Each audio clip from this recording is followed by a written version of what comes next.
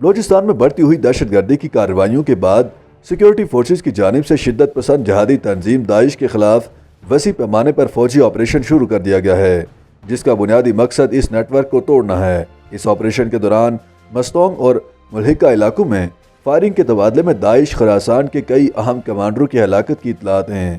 کوئٹہ کے قریب اسپلنجی اور کابو کے علاقے میں جاری فوجی آپریشن میں داعش کے 5 اہم کمانڈرز کی ہلاکت کی اطلاعات ہیں، جبکہ ان کے کئی اہم کمانڈرز کو گرفتار کیا گیا ہے۔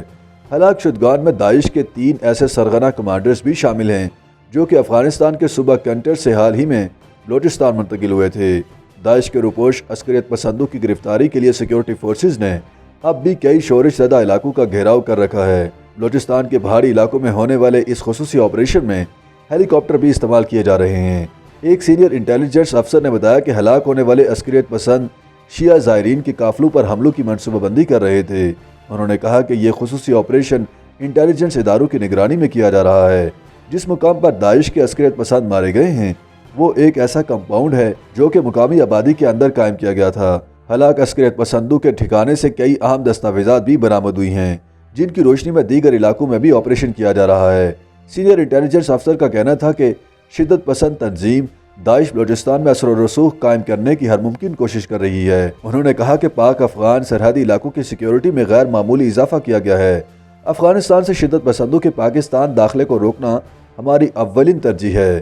افغانستان کے جن علاقوں میں افغان طالبان کا اثر و رسوخ کم ہے وہاں داعش اور دیگر عسکریت پسند تنظیمیں فعال ہوتی جا رہی ہیں۔ گزشتہ چند سالوں کے دوران داعش کئی بار بلوچستان میں اپنے پاؤں جمانے کی کوشش کر چکی ہے، تاہم شدت پسند اپنی حکمت عملی میں ناکام رہے ہیں۔ بلوچستان کے محکمہ داخلہ کے ایک سینئر اہلکار نبیل کے مطابق افغانستان سے متصل بلوچستان کے سرحدی علاقوں میں پیدا ہونے والی شورش دہشت گردی کی اس نئی لہر کا حصہ ہے۔ انہوں نے کہا کہ داعش کے شدت پسند بلوچستان میں دہشت گردی میں بڑے پیمانے پر ملوث رہے ہیں۔ ماضی میں بھی یہاں انٹیلیجنس آپریشنز میں داعش کے کئی بڑے دیگر رہنما بھی مارے جا چکے ہیں۔ داعش پاکستان کا سربراہ ابو عمر بھی بلوچستان کے علاقے چاغی میں انٹیلیجنس کے ایک آپریشن کے دوران ہلاک کیا گیا تھا۔ بدامنی میں ملوث تنظیمیں ایک منظم منصوبے کے تحت یہاں قیام امن کی صورتحال کو سبوتاژ کرنے کی کوشش کر رہی ہیں۔ نیشنل ایکشن پلان کے تحت اب تک جو بھی کارروائیاں ہوئی ہیں ان میں مقامی قبائل کا سیکیورٹی فورسز سے تعاون بھی سر فہرست رہا ہے۔ انٹیلیجنس افسر کا کہنا تھا کہ داعش کا اصل ہدف پاکستان میں فرقہ واریت کو ہوا دینا ہے۔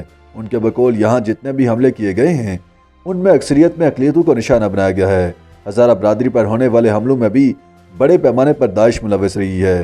قبل ازیں کوئٹہ زرغون روڈ پر قائم گرجا گھر پر ہونے والے خودکش حملے کی ذمہ داری بھی داعش نے قبول کی تھی۔ دوسری جانب تجزیہ کاروں کا کہنا ہے کہ داعش افغانستان کے راز سے بلوچستان میں واپس پاؤں جمانے کی کوشش کر رہی ہے۔ دفاعی امور کے ماہر کہتے ہیں کہ افغانستان میں طالبان کی عملداری قائم ہونے کے بعد سے وہاں داعش کافی کمزور ہو چکی ہے۔ اس صورتحال کو اس تناظر میں بھی دیکھنے کی ضرورت ہے کہ داعش اس خطے میں کس حد تک خود کو فعال رکھ سکتی ہے۔ افغانستان میں سابقہ دور حکومت میں پاکستانی طالبان بھی داعش کے ساتھ مل کر اپنے اہداف پر حملے کرتے رہے ہیں۔ اس وقت جن علاقوں میں ٹی ٹی پی کے لوگ روپوش ہیں انہیں وہاں ماضی کی طرح افغان حکومتی سرپرستی حاصل نہیں ہے۔ سابق افغان صدر حامد کرزئی بھی کئی بار یہ کہہ چکے ہیں کہ اشرف غانی دور حکومت میں داعش کے شدت پسندوں کو حکومتی سرپرستی میں طالبان کے خلاف استعمال کیا جا رہا تھا۔ دفاعی امور کے ماہرین کا کہنا ہے کہ جب تک پاک افغان سرحد پر دونوں اطراف سے حفاظتی معاملات بہتر نہیں بنائے جاتے افغانستان سے عسکریت پسندوں کے پاکستان میں داخلے کو مکمل طور پر کنٹرول نہیں کیا جا سکتا۔ واضح ہے کہ کوئٹہ سمیت صوبے کے دیگر مختلف علاقوں میں چینی انجینئرز اور افغان طالبان کے روپوش رہنماؤں پر ہونے والے کئی حملوں کی ذمہ داری بھی داعش قبول کر چکی ہے اور اب اس کا نیٹ ورک پاکستان میں بھی اپنے پنجے گاڑ رہا ہے۔ YouTube پر گوگلی نیوز دیکھنے کے لیے youtube.com کی سرچ بار میں googly news T V type کریں۔ گوگلی نیوز کے پیج پر سرخ رنگ کے سبسکرپشن والے بٹن پر کلک کرنا نہ بھولیے۔ YouTube پیج پر اپلوڈ ہونے والی ویڈیوز سے باخبر رہنے کے لیے بیل آئیکن پر کلک کیجیے۔ آپ کو ہر نئی ویڈیو کے بارے میں نوٹیفیکیشن موصول ہو جائے گا۔